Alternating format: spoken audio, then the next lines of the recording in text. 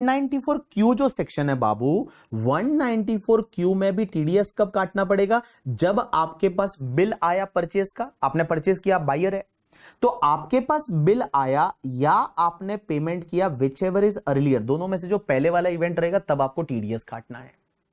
लेकिन गाइस अब क्वेश्चन ही आता है कि सर एक बात बताओ, आपने टीसीएस में तो बताया ही नहीं कि टीसीएस कलेक्ट कब होता है।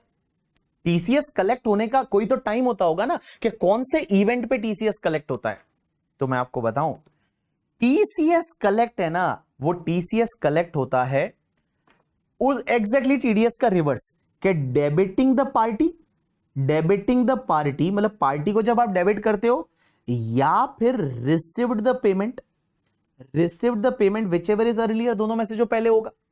भाई जब टीसीएस है, वो टीसीएस कब आएगा? क्या टीसीएस आएगा डेबिटिंग द पार्टी और receive the consideration which ever is earlier. But guys इसके दो एक्सेप्शन है टीसीएस में, दो एक्सेप्शन है, और वो दो एक्सेप्शन कौन कौन से है पता है? एक तो तुम्हारा 206C1F दैट इज फरारी गाड़ी वाला, और दूसरा तुम्हारा 1H जो अभी मैंने बताया। इन दोनों सेक्शन में टीसीएस तभी कलेक्ट होता है जब आपको रिसीव्ड द कंसिडरेशन है, रिसीव्ड द कंसिडरेशन है, मतलब जब कंसिडरेशन रिसीव्ड होगा ना तभी टीसीएस कलेक्ट होगा। जब कंसिडरेशन रिसीव्ड होगा तभी टीसीएस कलेक्ट होगा। तो देखो यहां पे ध्यान देना, all people please pay attention, मैं आपको यहां पे बता रहा हूं, all people please pay attention, इधर ध्यान दीजिए। टीसीएस कब कलेक्ट करना है? तो time of collection of TCS, TCS has to be collected at the time of debiting the party, जब आप डेबिटिंग द पार्टी करते हैं या रिसीविंग द कंसिडरेशन करते हैं, विच एवर इज अर्लियर, दोनों में से जो अर्लियर है। But in case of the 206C1F, 206C1F का मतलब होता है फरारी गाड़ी वाला, and 1H it has to be collected only at the time of receive the consideration, मतलब जब आप कंसिडरेशन रिसीव कर रहे हैं ना तभी आपको जो है वो टीसीएस कलेक्ट करना पड़ेगा। जब आप कंसिडरेशन रिसीव करते हैं तब आपको टीसीएस कलेक्ट करना है। तो देखो फर्क आ गया। फर्क क्या आया पता है तुमको? फर्क क्या आया? फर्क यह आया कि टीडीएस में क्या बोला मैंने, अगर 194 क्यू की मैं बात करूंगा, अगर टीडीएस की बात करूंगा 194 क्यू की, तो टीडीएस कब काटा जाएगा? क्रेडिटिंग द पार्टी और payment whichever is earlier. तो अगर बिल पहले आ गया तो यहां टीडीएस कट जाएगा। लेकिन मैं अगर टीसीएस वाली सेक्शन की बात करूं तो टीसीएस में गाइस यहां पे कंसिडरेशन रिसीव्ड होगा ना तब टीसीएस कलेक्ट होगा, अंडर सेक्शन 206C1H में कंसिडरेशन रिसीव्ड होगा तब। अब यहां एक और ट्रिकी पॉइंट है जो दोनों सेक्शन में डिफरेंस है। देखो 194 क्यू की अगर मैं टीडीएस की बात करूं, आपने गुड्स सेल किया 70 लाख का, तो 70 लाख का गुड सेल किया। इस साल में मान लो सेलर ने 70 लाख का बायर को गुड सेल किया, बिल 70 लाख का है, आपने इसको इस साल में सिर्फ 60 लाख का पैसा दिया है। टीडीएस के लिए अंडर सेक्शन 194 क्यू पूरा 70 लाख लोगे, पूरा 70 लाख लोगे, क्योंकि आपका बिल 70 का है, भले आपने कंसिडरेशन पे किया है वो 60 ही किया है, बट बिल 70 का है, तो टीडीएस के लिए 70 माइनस 50 करोगे और 20 पे टीडीएस आएगा under section 194 Q. But guys अगर ये टीसीएस का केस होता तो टीसीएस की लैंग्वेज कैसी है अभी मैं आपको सिखाता हूं। टीसीएस में ऐसा लिखा हुआ है, टीसीएस की लैंग्वेज ऐसी है। टीसीएस की लैंग्वेज कैसी है पता है? टीसीएस में ये बोला हुआ है कि कंसिडरेशन, मान लो आपने गुड सोल्ड किया 70 का, दैट इज इररिलेवेंट, आपको कंसिडरेशन रिसीव्ड हुआ 60 का, तो बेटा टीसीएस के लिए इस सेक्शन में 60 लाख कंसिडर होगा, मतलब 60 लाख माइनस 50 लाख, 10 लाख पे टीसीएस आएगा, 10 लाख पे टीसीएस आएगा। बिकॉज अगर आप टीसीएस की सेक्शन में अभी आपको रीड करवाऊंगा, वहां पे जो उन्होंने रेफर किया है वो कंसिडरेशन को रेफर किया है कि कंसिडरेशन आपको रिसीव्ड हो रहा है वो 50 लाख से ज्यादा है, तो 50 लाख के ऊपर वाले पे टीसीएस कलेक्ट करिए एट द रेट 0.1%।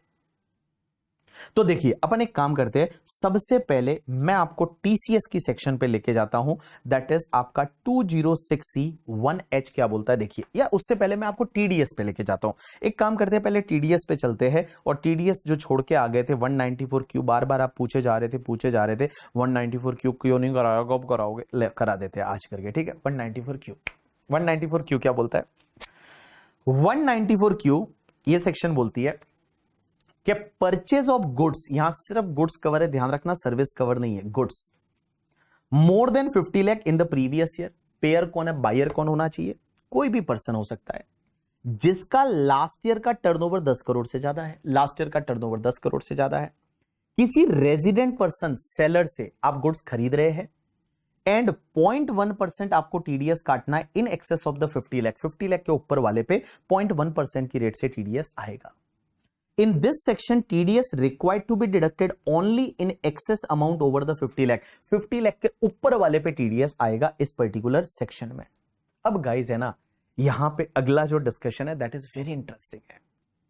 और अगला डिस्कशन क्या बोलता है कि देखो ये सेक्शन क्या बोलती है, टीडीएस में 194 क्यू में हूं, ये क्या बोलती है, बायर का लास्ट ईयर का टर्नओवर अगर 10 करोड़ से ज्यादा है, रेजिडेंट सेलर से गुड्स खरीद रहे हैं, पूरे साल में मिला के बिल 50 लाख से ज्यादा का है, तो 50 लाख के ऊपर वाले पे 0.1% की रेट से टीडीएस आएगा। अब एक बात समझना, यहां पे इन्होंने क्या बोला, TDS is not required to be deducted. इस सेक्शन में टीडीएस नहीं आएगा। कब नहीं आएगा, if TDS is deductible under any other section.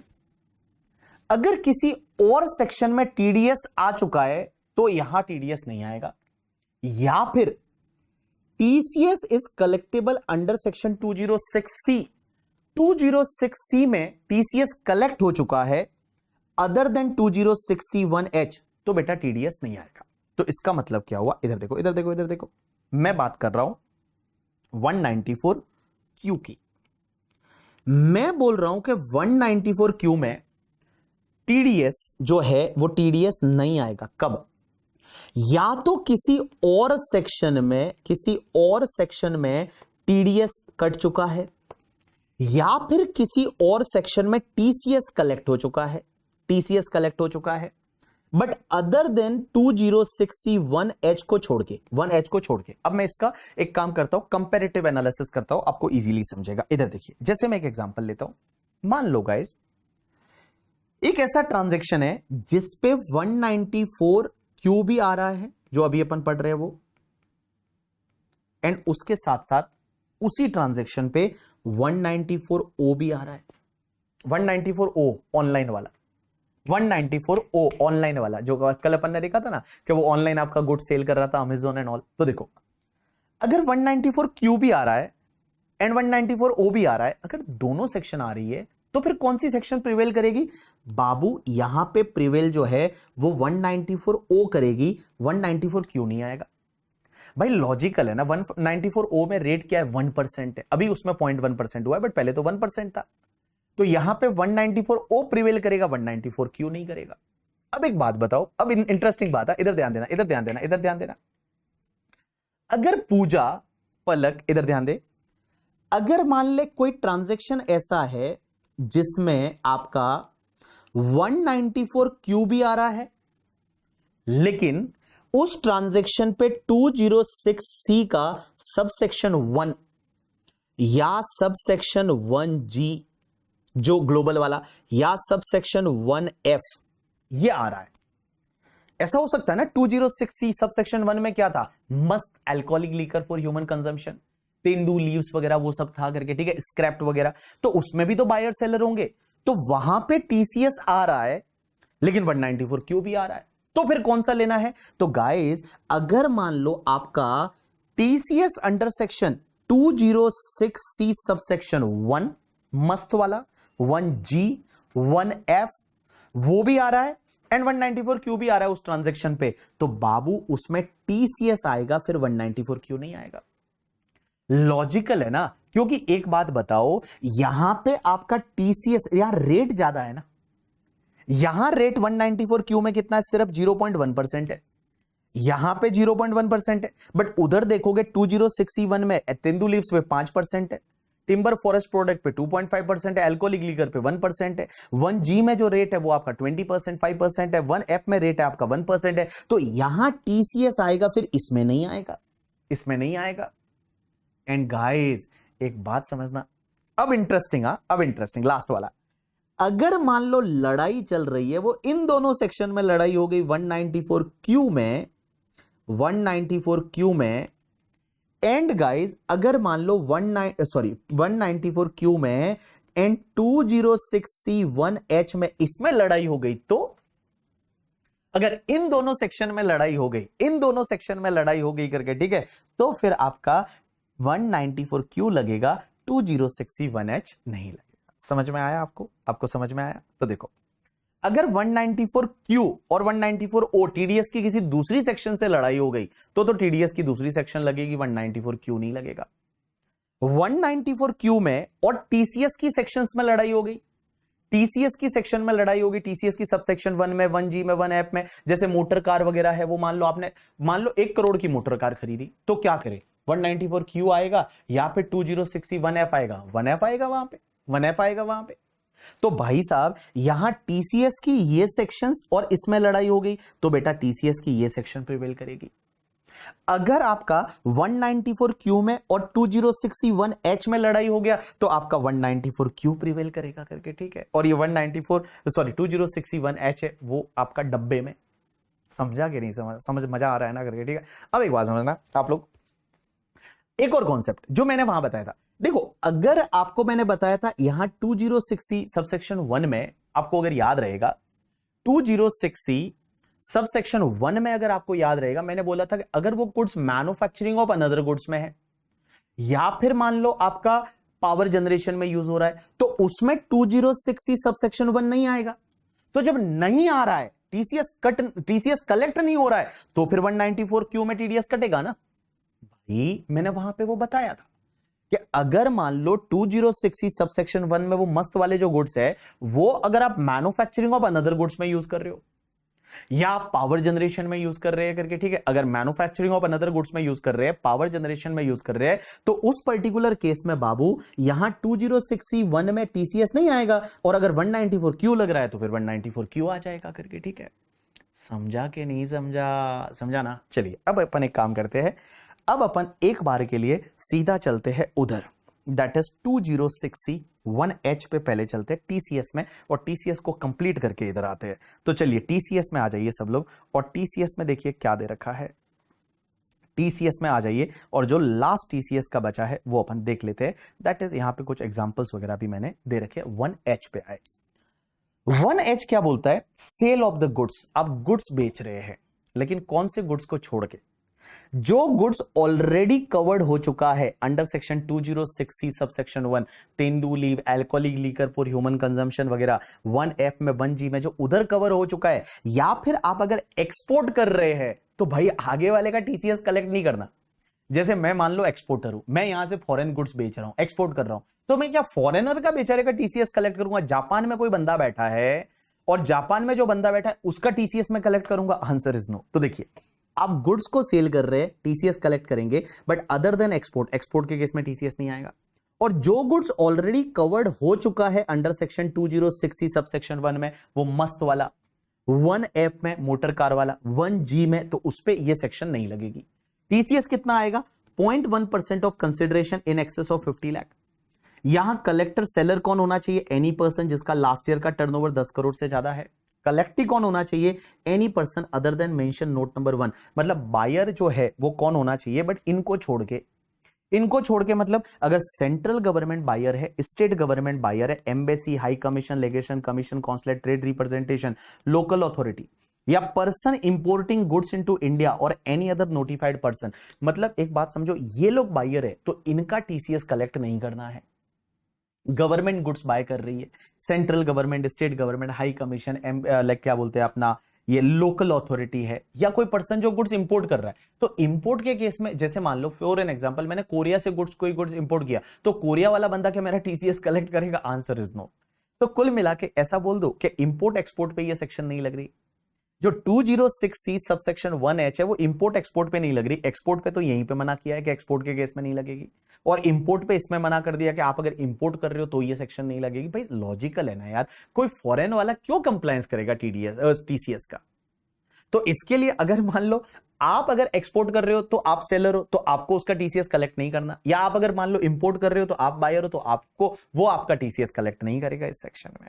उसके बाद देखिए दूसरा पॉइंट क्या बोलता है, If buyer deducted the TDS under any section, then TCS not applicable under this section. अगर buyer ने TDS काट लिया किसी भी सेक्शन में तो फिर TCS नहीं आएगा. If buyer not submit the PAN or Aadhaar, then TCS rate is a 1% instead of 0.1%. देखो पेन नंबर नहीं दिया तो यहां मैंने क्या बोला था कि भाई साहब ट्वाइस द रेट और 5%, बट 1% हो जाएगी सबसेक्शन 1H में करके. ठीक है, उसके बाद में क्या दे रखा है देखिए, under this section TCS collected only at the time of receiving the consideration in excess of the 50 lakh. मतलब 50 लाख से ज्यादा जो कंसिडरेशन रिसीव कर रहे हो ना, उसी टाइम इस पे TCS कलेक्ट करना है. CBDT के कुछ क्लैरिफिकेशन है. पहला क्लैरिफिकेशन क्या है कि इन case of the motor vehicle if section 206C1F is not applicable, वो एप्लीकेबल नहीं होता. कब नहीं होता? जैसे मैंने होलसेलर वाला बताया था कि अगर मान लो कोई होलसेलर है, उसको अगर BMW इंडिया ने नवनीत मोटर को गाड़ी बेची तो बेटा उस पे 1F में TCS नहीं आएगा. तो क्या 1H में आ सकता है? आंसर इज यस, आ सकता है. तो देखिए क्या दे रखा है, in case of motor vehicle if section 206C1F is not applicable like manufacturer to the distributor, then section 206C1H is applicable if other condition of this section are satisfied. Next part, in case of sale of fuel to non-resident airlines companies at Indian airport not liable for the TCS under this section करके. ठीक है, अब इसका मतलब क्या हुआ, एक बात समझिए. यहां पे अगर मान लो कोई नॉन रेजिडेंट है और वो नॉन रेजिडेंट एयरलाइंस को जो फ्यूल बेचा जाता है इंडियन एयरपोर्ट पे, एग्जांपल के लिए जो जापान एयरलाइंस है, सिंगापुर एयरलाइंस है, वो इंडिया आती है. और जब जापान एयरलाइंस, सिंगापुर एयरलाइंस वो इंडिया आती है तो यहां पे फ्यूल भराया जाता है.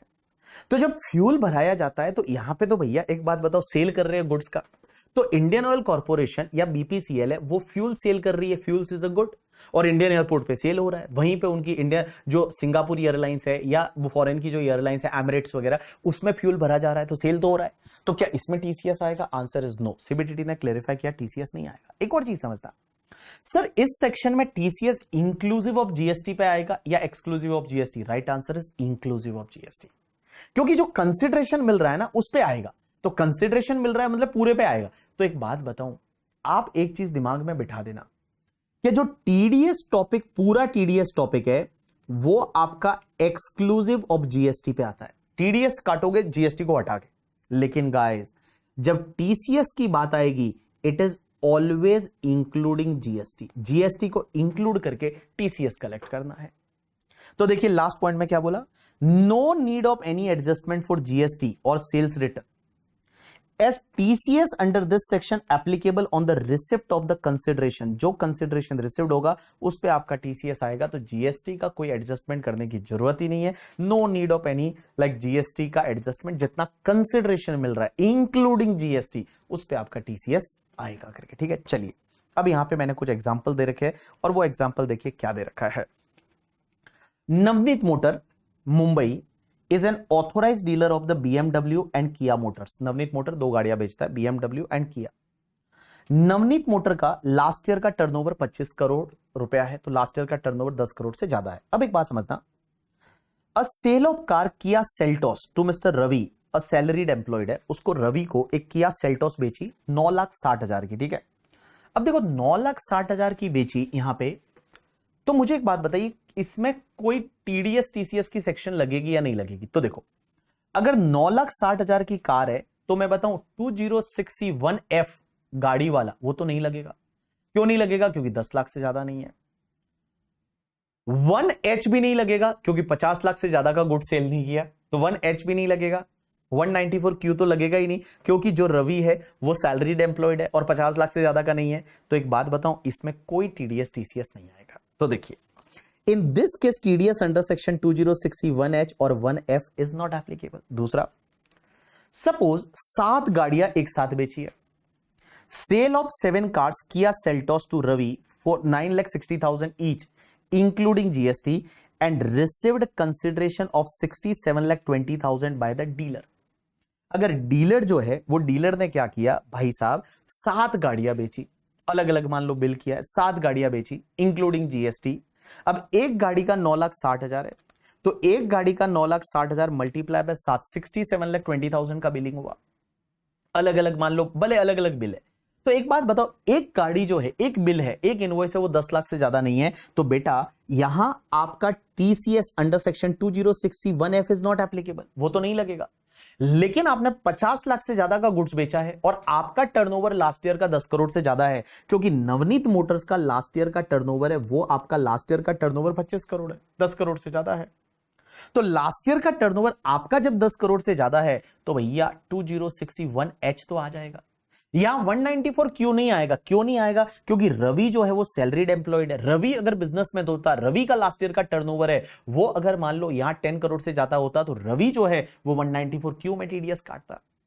बट यहां पे रवि तो सैलरीड एम्प्लॉयड है, तो यहां पे 2061H आएगा। तो देखिए क्या दे रखा है, but TCS under section 2061H is applicable. Dealer will collect TCS at the rate 0.1% of amount in excess of 50 lakh, that is on 70 lakh 20,000. Suppose इन्होंने क्या किया, कंपनी ने जो नवनीत मोटर्स है, उन्होंने एक BMW GT बेचा मिस्टर कवि को 92 लाख में। तो 92 लाख में BMW GT कार बेचा, 92 लाख का। अब एक बात बताइए, यहां तो आपका 50 लाख से यहां पे तो सॉरी 10 लाख से ज्यादा का मोटर व्हीकल है, तो सीधा 1F में ही आ जाएगा ना। तो यहां पे 1F में टीसीएस आएगा ऑन 92 लाख करके, ठीक है। उसके बाद BMW India limited sold 200 car to Navneet Motors in the previous year 24-25 and total consideration 150 crore है। अब एक बात बताओ, टोटल कंसिडरेशन जो है वो 150 करोड़ है। अब इसने किसने बेचा? BMW ने बेचा नवनीत मोटर को। तो होलसेल वाला कार का सेल है, तो इसमें 2061F तो नहीं आएगा, 1H एंड 194Q दोनों आ सकता है, क्योंकि BMW इंडिया का लास्ट ईयर का टर्नओवर भी 10 करोड़ से ज्यादा होगा।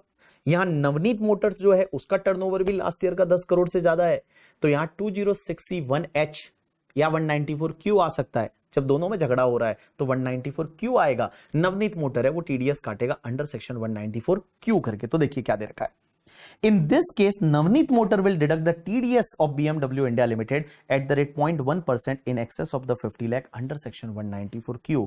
194Q में आपका TDS आ जाएगा।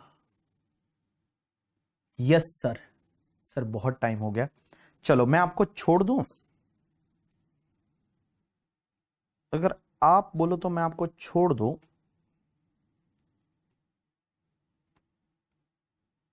वन 194Q के कुछ क्लेरिफिकेशन बचे हैं बस। चलो एक काम करता हूं,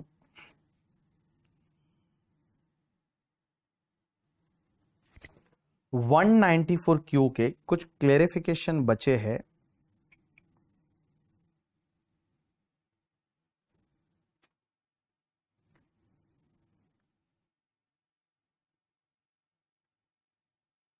चलो अब एक काम करते हैं, तो सर छोड़ दो ना सर, ठीक है। चलो एक काम करते हैं, ये 194Q के कुछ क्लेरिफिकेशन है ना वो कर लेते तो ये सेक्शन दोनों कंप्लीट हो जाएगी, बस इसलिए 10 मिनट आप दे दो करके, ठीक है। मैं ऐसे भी आज का लास्ट का तो आधा घंटा आपको ओपन मोड में देने वाला हूं। तो देखिए अब यही वाली बात वापस यहीं पे जो मैंने आपको वहां पे बताई थी कि दोनों के बीच में लड़ाई होती है तो कौन सी सेक्शन जीतेगी। तो देखो, in case of transaction to which both section 2061H भी लग रहा है, 194Q भी लग रहा है, तो 194Q है वो प्रिवेल करेगा। अगर टीसीएस की ये सेक्शन लग रही है एंड 194Q लग रहा है तो टीसीएस की वो सेक्शन है वो प्रिवेल करेगी। बट 194O एंड 194Q लग रहा है तो 194O प्रिवेल करेगी। बट गाइज अगर 194, यहां पे एक बात समझना, ये मैं ऑलरेडी बता चुका हूं कि 194O एंड 194Q में अगर मान लो पेन नंबर नहीं दिया तो आपका टीडीएस है वो 5% की रेट से कटेगा।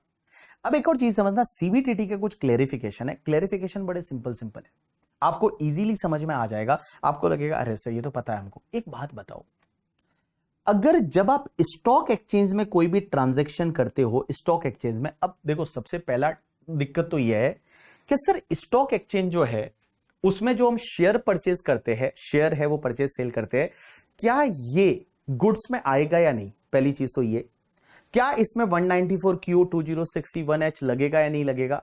क्या इसमें स्टॉक एक्सचेंज जो है उस स्टॉक एक्सचेंज को क्या 194O लगेगा या नहीं लगेगा? जो ऑनलाइन वाला कल अपन अमेजॉन बात कर रहे थे, क्योंकि ऑनलाइन जो है तो सेल होता है। अब इसको लेके सीबीटीटी ने क्लेरिफिकेशन दिया कि बहुत बार क्या होता है जब आप शेयर खरीदते बेचते हो तो आपको पता ही नहीं रहता कि बायर कौन है और सेलर कौन है। आपको पता चलता है क्या? आपने अगर शेयर खरीदे आपको पता है सेलर कौन है? पता ही नहीं चलता अपने को। तो उस केस में जब आप स्टॉक एक्सचेंज में ट्रांजैक्शन करते हो तो गाइस वहां पे आपका ये सेक्शन नहीं लगेंगे। ये तीनों ही सेक्शन 194O जो अपन ने कल पढ़ा था अमेजोन वाला, 194Q एंड 2061H है, ये तीनों सेक्शन नहीं लगेगी अगर आप रिकॉग्नाइज स्टॉक एक्सचेंज में ट्रांजैक्शन करते हैं। तो देखिए क्या दे रखा है, या आपको पता है जो पावर एक्सचेंजेस होते हैं, आपने पावर एक्सचेंजेस सुना है इंडिया में? इंडिया में पावर एक्सचेंजेस है जहां पे इलेक्ट्रिसिटी बिकती है, याद है आपको? इंडिया में पावर एक्सचेंजेस है, अगर आपको पता रहेगा तो इंडिया में पावर एक्सचेंज करके है। अब ये पावर एक्सचेंज जो इंडिया में है दैट इज ये power exchange India limited, PXIL limited, यही है शायद, यहीं पे बिकता है। हाँ, अब एक बात समझिए, यहां पे पावर बिकती है तो इलेक्ट्रिसिटी बिकती है जिसको IEX बोला जाता है, आई डोंट नो, या IEX बोला जा रहा है। तो यहां पे एक बात समझना, यहां अगर इलेक्ट्रिसिटी बिकती है तो उसमें भी ये सेक्शंस नहीं लगेगी। तो देखिए क्या दे रखा है, पहला point, applicability of transaction carried through the various exchanges, section 194O-Q 2061H shall not apply in relation to transaction of security or commodity which are traded through the recognized stock exchange or clear and settled through the recognized clearing corporation, including recognized stock exchange, recognized clearing corporation located in IFSC also, or transaction in the electricity or renewable energy certificate or energy saving certificate traded through the power exchanges। तो यहां पे आप देखो कुल मिला के recognise stock exchange पे जैसे BSE, NSE, कमोडिटी मार्केट में या फिर आपके पावर एक्सचेंजेस में जो ट्रांजैक्शन होंगे वहां पे ये सेक्शंस नहीं लगेगी, 194Q, 194O, 2061H। अब एक और चीज समझना, ये मैं ऑलरेडी क्लेरिफाई कर चुका हूं कि अगर बायर है वो गुड्स को यूज कर रहा है किसी और गुड्स के मैन्युफैक्चरिंग में, एग्जांपल के लिए वो सिप्ला ने क्या किया या रेनबेक्सी ने जो दारू खरीदा था दवाई बनाने में करके, ठीक है, तो उसमें TCS नहीं आएगा, बट क्या 194Q में TDS आएगा? आंसर इज यस, वही बोल रखा है। अब एक बात बताओ, यहां पे ध्यान रखना कि GST है, वैट है, सेल टैक्स है, CST है, क्या इस पे TDS आएगा क्या? क्योंकि आप बायर हो और आपका जो बिल है वो, मान लो बिल ऐसा है कि बिल आपका 80 लाख रुपए का आपने गुड्स परचेज किया है एंड गाइस उस पे GST लगा हुआ है। तो गुड्स परचेज किया है वो 80 लाख का है, मैं जो बोलने जा रहा हूं ध्यान देना, उस पे 18% GST है तो 14.40 लाख का GST होगा और 90.440 लाख है, उतना आपका आगे वाले को पे करोगे। अब TDS किस पे काटे? TDS अपन 194Q के क्लेरिफिकेशन पढ़ रहे हैं, तो मैं बताऊं TDS में GST को हमेशा इग्नोर करने का आपको क्या करना पड़ेगा, 80 लाख लेना पड़ेगा और 80 में से ऑब्वियसली 50 तक TDS नहीं काटना, 50 के ऊपर वाला कितना रहेगा, 30 लाख रहेगा, तो 30 लाख पे 0.1% की रेट से TDS आएगा। तो जो 50 लाख जो है उसको छोड़ दीजिए, तो यहां पे GST को कंसिडर नहीं करना है, GST goes to buy oil.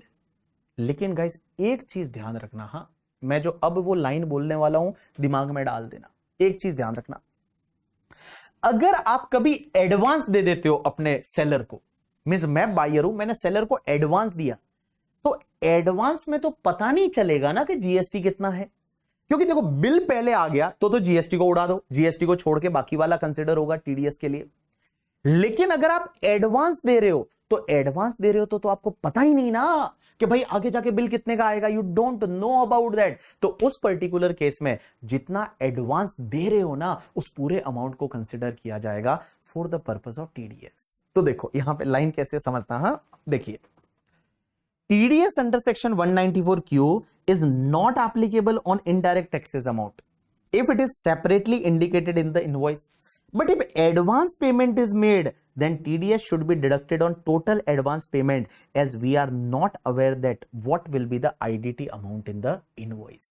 तो अगर आपने एडवांस, क्योंकि TDS has to be deducted at the time of payment or crediting the party whichever is earlier, bill आया ही नहीं, आपने किसी को 5 करोड़ एडवांस दिया तो पूरा 5 करोड़ कंसिडर होगा, माइनस 50 लाख कर दीजिए, बाकी वाले पे आप TDS काट लीजिए। आगे क्या दे रखा है, अगर परचेज रिटर्न हुआ, जैसे मैंने गुड्स कोई परचेज किया था, मैंने आगे वाले का TDS काट लिया, बिल परचेज का बिल मैंने एंट्री किया तभी TDS काट लिया, अब कुछ गुड्स परचेज रिटर्न कर दिया तो क्या मुझे TDS भी उसको रिटर्न करना है क्या?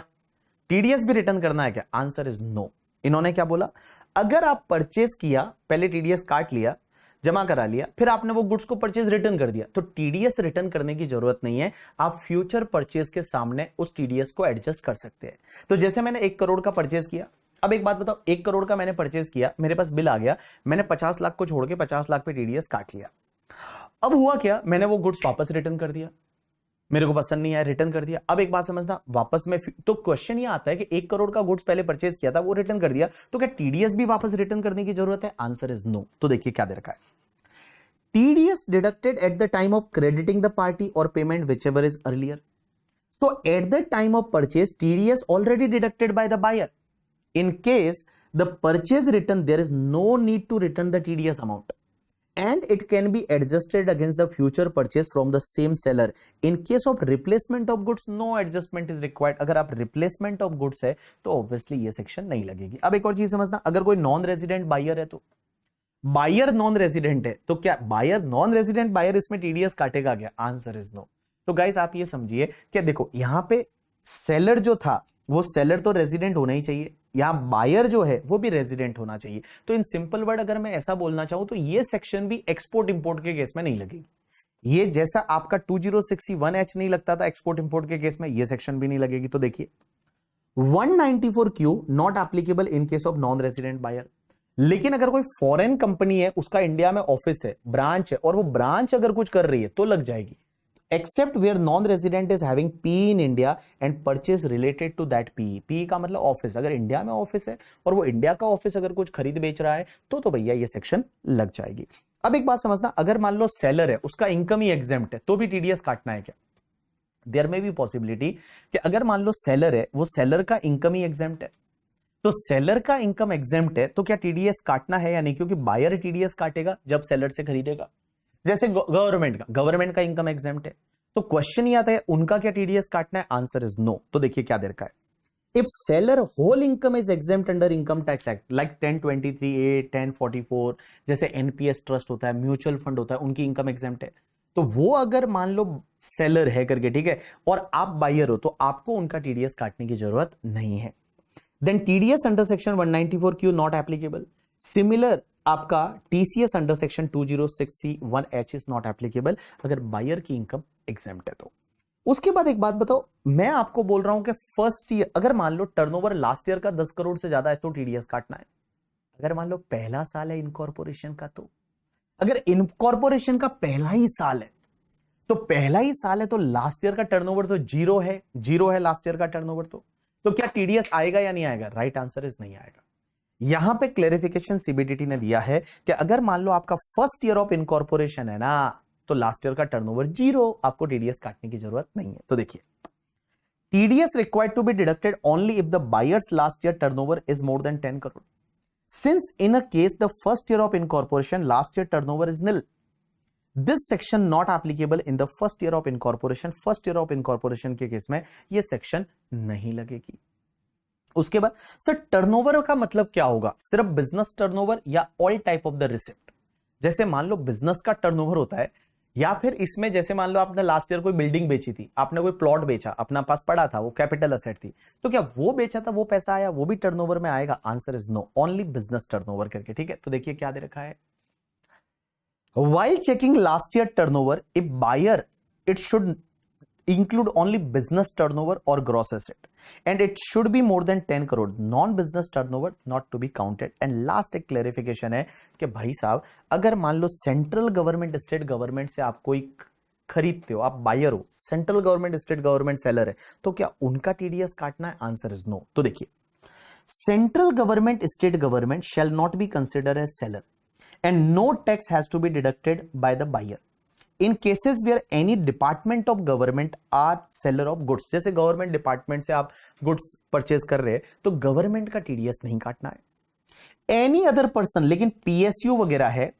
या corporation establish under the act और any other statutory body authority और entity shall be required to comply with the provision of section 194Q and TDS is applicable. लेकिन गाइस अगर आप गुड्स है वो किसी पीएसयू वगैरह से खरीद रहे तो आपको टीडीएस काटना है। एग्जांपल के लिए मान लो बीपीसीएल से खरीदा तो उनका टीडीएस काटना है? यस, बीपीसीएल का काटना है। अगर मान लो कोल इंडिया से खरीदा तो यहां पे टीडीएस काटना है? आंसर इज यस, यहां पे टीडीएस काटना है। तो इन सिंपल वर्ड में बताऊं, अगर गवर्नमेंट सेलर है तो गवर्नमेंट का टीडीएस नहीं काटना, बट जो पीएसयू वगैरह होती है, जो कंपनियां वगैरह होती है, उनका टीडीएस आपको काटना पड़ेगा करके, ठीक है। चलिए done. So this is the complete discussion on all the TDS section, all the TCS section. हमारा जो अब बाकी बचा है इस टॉपिक में, वो सिर्फ कंप्लायंस वाला बाकी बचा है। कंप्लायंस का मतलब क्या होता है कि भाई साहब, अगर आपने टीडीएस लेट जमाया कराया तो क्या होगा, अगर आपने टीडीएस टाइम पे नहीं काटा तो क्या होगा, आपने टीडीएस का जमा कब तक कराना है, टीडीएस के रिटर्न कब तक फाइल करने हैं। तो कल अपन कंप्लायंस पे बात करेंगे। कंप्लायंस के लिए कल मेरे को लगता है 1-1.5 घंटे का टाइम और लगेगा, और 1-1.5 घंटे के अंदर अंदर ये टॉपिक है वो आपका कंप्लीट हो जाएगा करके, ठीक है। तो बाकी तो ये नॉन रेजिडेंट की सेक्शन है, ये आपको मैं ऊपर ऊपर से यहाँ बताऊंगा, क्योंकि ये समझ में आएगी जब मैं नॉन रेजिडेंट टैक्सेशन पढ़ाऊंगा, तब आपको ये समझ में आएगी। जब मैं 115 ए बी पढ़ाऊंगा, 115 ए सी पढ़ाऊंगा, नॉन रेजिडेंट में ये सब चीजें हैं वो आपकी कवर होगी करके, ठीक है। चलिए आज आप घर पे जाके क्या करेंगे, जहां जहां पे क्वेश्चन देखते हो और क्वेश्चन में अगर मान लो 2061H दिख जाए या 194Q दिख जाए, सब क्वेश्चन कर लेना। जहां जहां पे आपको ये 1G दिख जाए, तो मैं बताऊं देखो ऑलमोस्ट ऑल क्वेश्चन है वो आपके होमवर्क है, एक्सेप्ट जहां पे जैसे अभी आरबीआई वाला ये क्वेश्चन है, तो ये होमवर्क है आपका, 1G वाला है, नवंबर 23 के एग्जाम में आया था, होमवर्क है। उसके बाद अगर आप ये देखोगे इसमें करके, ठीक है, इसके बाद वाला क्वेश्चन है, इसमें केस लॉ वाला है, ये भी केस लॉ वाला है। उसके पहले मैं आपको बताऊं, यहां जितने भी क्वेश्चन है जहां पे ये 2061G है, टीसीएस वाले अब जितने क्वेश्चन है वो सब होमवर्क है। ये वाला देखोगे तो यहां पे देखिए आपका 194Q है, तो होमवर्क है करके, ठीक है। 194J 194I हो चुका है, मई 2023 के एग्जाम का क्वेश्चन है। भाई साहब बड़े प्यारे प्यारे क्वेश्चन है, आप आज करोगे ना आपको मजा आ जाएगा। आज आप क्या करेंगे, थोड़ा सा रिवाइज करके, ऑफिस तो जाना है मुझे पता है, बट अगर ऑफिस नहीं है तो थोड़ा सा रिवाइज करके थोड़े क्वेश्चन है वो करिए। डोंट वरी, अगला टॉपिक मैं ऐसा लूंगा जिसमें ज्यादा होमवर्क ना हो करके, ठीक है। अगला टॉपिक मैं ऐसा लूंगा जिसमें ज्यादा होमवर्क ना हो, आपको ज्यादा 2-3 दिन तक होमवर्क ही ना दूं, वैसा टॉपिक मैं अगला चालू करूंगा, ठीक है। चलिए तो गाइस आज के लिए इतना बहुत है, कल कंटिन्यू करेंगे। कल अपन को 1.5 घंटा मेरे को लगता है ब्रेक से पहले टीडीएस टीसीएस कंप्लीट कर देंगे, और ब्रेक के बाद है वो फिर अपन आगे दूसरे टॉपिक के साथ चालू करेंगे। चलिए आज के लिए इतना बहुत है। अगर आप गुड्स खरीदते हैं, गरिशा यहां पे गुड्स के केस में ये सेक्शन लगेगी। हाँ बोलिए, अब जिसका कोई डाउट है वो बोल दीजिए करके, ठीक है। ये बंदा राज करके जो बंदा है, बता। हाँ किसी का कोई डाउट है तो बता दीजिए।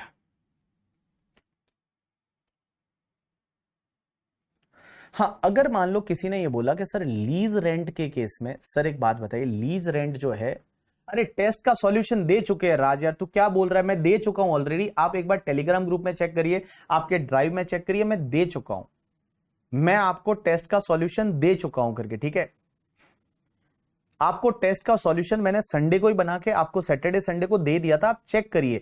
टेस्ट मैंने पीजीबीपी का सॉल्यूशन भी दिया है, और मैंने उसका भी सॉल्यूशन दिया है जो मैंने आपको business trust, investment fund, securitisation trust, उसका भी दिया है मैं दे चुका हूं, आप एक बार चेक करिए करके, ठीक है। गरिशा फिक्स असेट के केस में आएगा या नहीं आएगा, आई हैव टू चेक, मेरे को नहीं पता।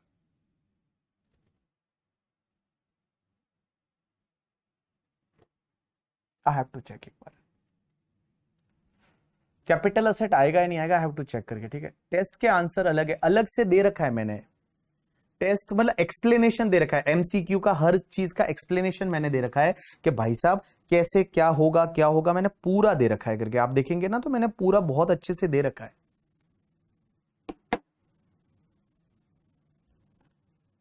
शिप ब्रेकिंग एक्टिविटी रीति का होता है जहाज को तोड़ना, और जहाज को तोड़ के सामान उसमें से बेचना, that is ship breaking activity.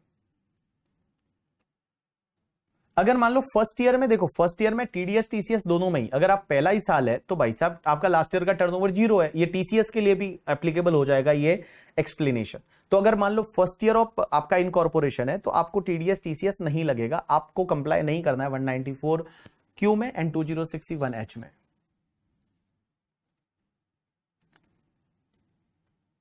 हाँ जैक 2061H में केस में 1F इसलिए नहीं लगा बिकॉज कार की वैल्यू 10 लाख से कम है। एग्जैक्टली सही बोल रहे हो।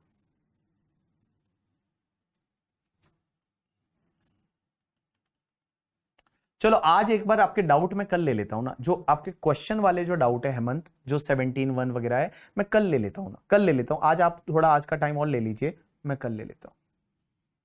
सर आज फील आया कि हम तो फाइनल पढ़ रहे हैं करके, ठीक है। देखो फील तो आना ही चाहिए, टॉपिक जाना नहीं चाहिए, ध्यान रखना 12 मार्क्स है।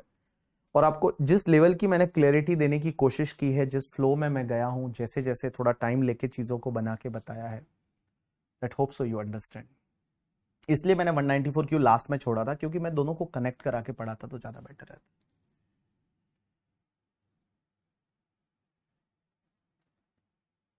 सोहम बंदे एनी अदर कोई सेक्शन ऐसी है जिसमें टीडीएस टीसीएस साथ में आ सकता है? एक वो लीज रेंट में आ सकता है। लीज रेंट में पता है तुमको, अगर मान लो आपने पार्किंग लॉट लीज पे लिया और उसका रेंट है, तो उधर 194 आई भी आएगा एंड उधर टीसीएस में 206C1C भी आएगा। तो दोनों आएगा, आंसर इज यस आएगा। ये किसी ने क्वेश्चन भी पूछा था, आएगा।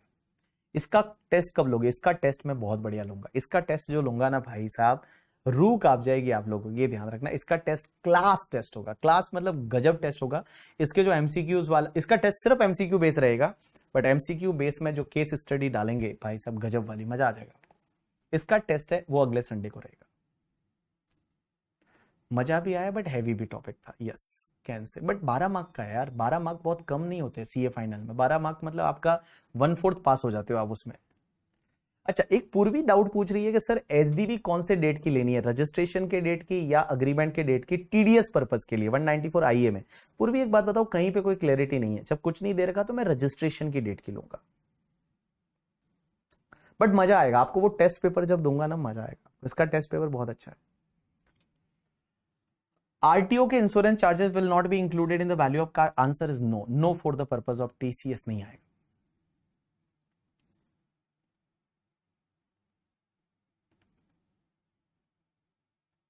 चलिए आज के लिए इतना बहुत है, कल कंटिन्यू करेंगे। कल आपके जो डाउट है वो लेंगे और उसके साथ साथ इस टॉपिक को कंप्लीट करेंगे, ठीक है। चलो, thanks a lot people, that's enough for today from my side, will see you tomorrow, bye.